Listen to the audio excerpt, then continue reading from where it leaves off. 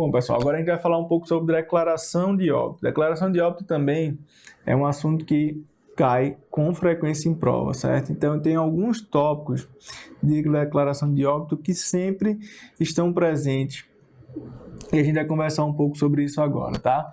Então, declaração de óbito, primeira coisa que a gente tem que entender, declaração de óbito é um ato médico, apenas um médico pode fazer declaração de óbito, e o médico ele é responsável por fazer todas as etapas dessa declaração de óbito, certo, pessoal? Tudo é responsabilidade do médico. Ele é um documento que você vai ter 3 vias desse documento.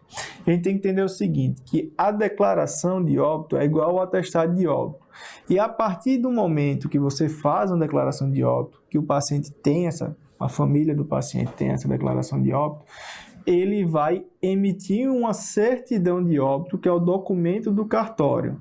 Então, certidão é diferente de atestado e declaração. Declaração e atestado são a mesma coisa. Certidão é diferente, é o documento que ele vai ter no cartório a partir do momento que ele tiver a declaração de óbito preenchida pelo médico. Certo, pessoal?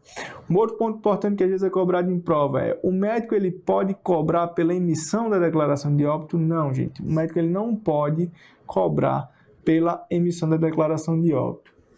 E um outro ponto que também foi cobrado recentemente em outros concursos é em relação a procedimentos realizados por outros profissionais de saúde. Então, você pode ter, por exemplo, um procedimento realizado por um odontólogo, cirurgião bucomaxilofacial, e eventualmente esse paciente vai a óbito no procedimento. E aí, quem é que vai preencher essa declaração de óbito? Ou ele pode preencher a declaração de óbito nessa situação? O anestesista que está acompanhando o procedimento, ele deve preencher a declaração de óbito nessa situação? Ele pode preencher a declaração de óbito nessa situação? Então, nessas situações, pessoais, em que você tenha outros profissionais de saúde não médicos que estejam realizando um procedimento que o paciente eventualmente for a óbito, o paciente deve ser encaminhado ou ao Serviço de Verificação de Óbitos, o SVO, ou ao Instituto de Medicina Legal, IML, se você achar que tem alguma causa externa, certo? Você vai partir para encaminhar para o IML, se não o SVO, mas esse paciente deve ser encaminhado para algum serviço de verificação para que essa declaração de óbito seja emitida, tá? E aí, gente, como e quem faz a declaração de óbito? Então, a gente tem basicamente a dividir em 2 grandes grupos: as mortes violentas e as mortes naturais. As mortes por causas externas, mortes naturais. A morte por causa externa é mais fácil de entender, pessoal, porque se você tiver qualquer possibilidade de causa externa, você vai encaminhar esse corpo para o IML. Então, tiver um trauma, tiver uma suspeita de intoxicação, suspeita de suicídio, esse paciente ele tem que ir para um Instituto de Medicina Legal para ter declaração de óbito. Esse corpo ele tem que ser examinado, tá? E aí, gente, uma coisa que é frequente também cair em prova é o seguinte: ele te dá um paciente que ele teve um trauma há 10 anos, aí teve um trauma raquimedular, ele está morando no hospital, e aí esse trauma foi há 10 anos atrás, agora ele pegou uma infecção urinária e ele morreu por um quadro séptico. Quem vai preencher essa declaração de óbito, pessoal? Lembra, se no começo da história dele, ele está internado, no começo da história dele, começou com a causa externa, ele tem que ir para o IML. É frequente eles colocarem em prova isso. Ele começa, mas fala que tem 10, 20 anos do trauma. Independente do tempo, tem que ir para o IML, certo?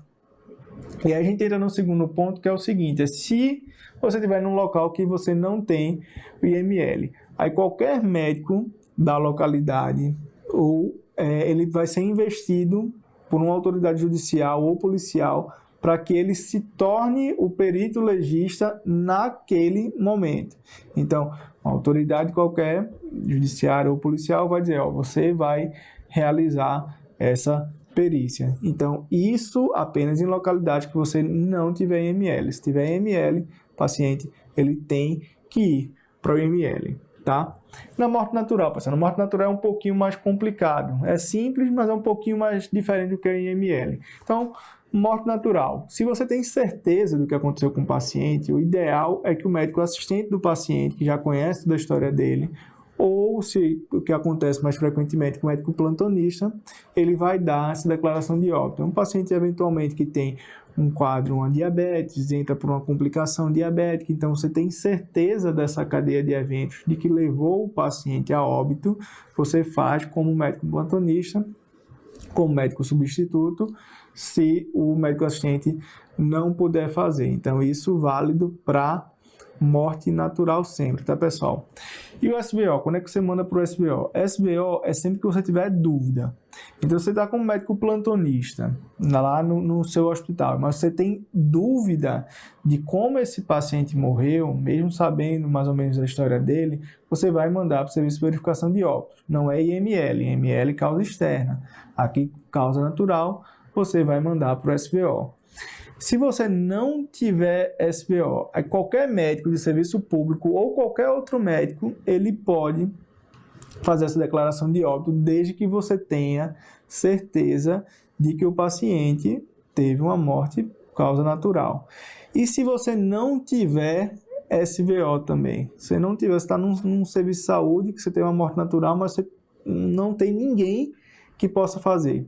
Aí 2 testemunhas idôneas, elas podem assinar essa declaração de óbito, elas podem fazer essa declaração de óbito, tá, pessoal? Bom, é claro que é uma condição de exceção hoje em dia, mas está dentro da lei, é importante a gente saber como e quem deve preencher, aonde deve ser preenchido essa declaração de óbito, tá? E aí, um segundo ponto que é muito cobrado em prova também é como você preenche. Lembra, gente? A gente falou no começo da aula.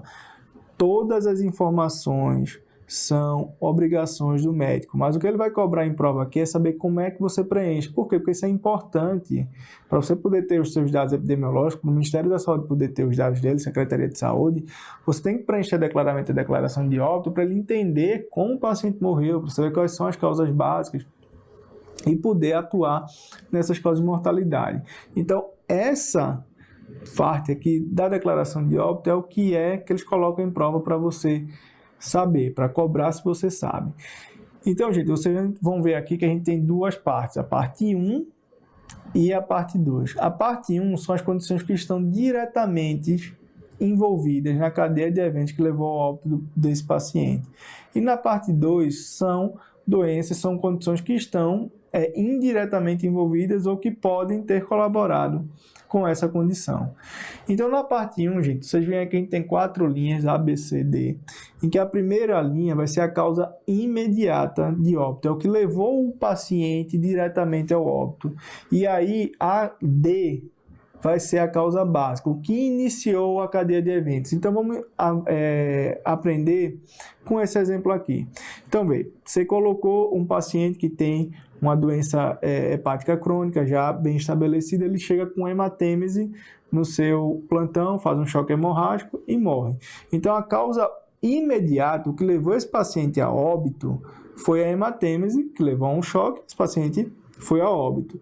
Mas o que é que levou esse paciente a ter hematêmese? Esse paciente tinha hematêmese porque ele tinha varizes esofágicas.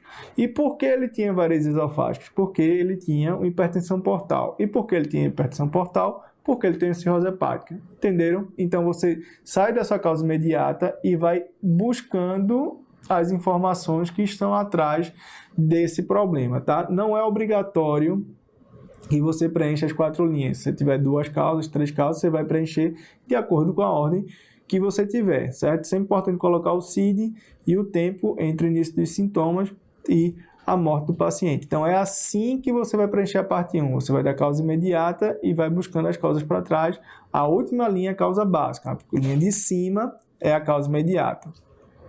E na alternativa, na parte 2, o que você vai colocar? Por exemplo, esse paciente ele é renal crônico, ele tem um diabetes mellitus, então predispõe a um quadro de sangramento, predispõe a baixa de imunidade, predispõe a infecção. Então, são coisas que estão indiretamente relacionadas, mas não participam da cadeia de eventos que levou ao óbito desse paciente. É assim que a gente tem que preencher, pessoal. Entender que a primeira linha é a causa imediata, a última linha é a causa básica também, que às vezes é cobrada em prova, tá? E entender como funciona, como se preenche isso aí, porque isso vem com frequência em prova perguntar, é o que mais cai de declaração de óbito. E aí vamos ver aqui então, questão Banca Pernambuco 2010, para a gente ver como é que ele cobra. ele pergunta, em relação à emissão da declaração de óbito, ele fala, na letra A, registrar apenas as causas de morte do falecido, desobedecendo as regras, anotando diagnóstico por linha, tempo entre a doença e a morte. Gente, é para seguir as regras, é para seguir direitinho, é para colocar o tempo, tudo certinho, mas o médico, ele preenche toda a declaração de óbito. Você, como médico, você é responsável por todas as informações que estão naquela declaração de óbito, tá? Então, você não vai registrar apenas as causas, você não registra só aquela parte 5 que a gente mostrou, você vai registrar tudo, tá? Letra B, registrar os dados, sempre com letra legível, sem abreviações ou rasuras, sem pessoalmente examinar o corpo e constatar a morte. Não, gente, você tem que ter certeza, né? Você tem que ir lá, você tem que ter visto, né? Você tem que constatar que o paciente está em óbito para você poder fazer. Na letra C é justamente isso que a gente falou na aula. Você tem que registrar todas as informações, certo, pessoal? Tudo é responsabilidade do médico. Na letra D, cobrar pela emissão da DO, a gente viu que não é. O médico não deve cobrar pela emissão da declaração de óbito. E, letra E, emitir a declaração de óbito de causa violenta em um município que não tem IML. Não, gente. Na causa violenta é IML. Se não tiver IML, o médico vai ser investido como perito legista eventual por uma autoridade judicial ou policial e vai fazer isso aí, tá? Não é para o médico fazer se tem morte violenta. Então, esses são os principais tópicos que a gente tem que saber da declaração de óbito, principalmente essa questão de como preenche e onde vai ser preenchida essa declaração de óbito, certo?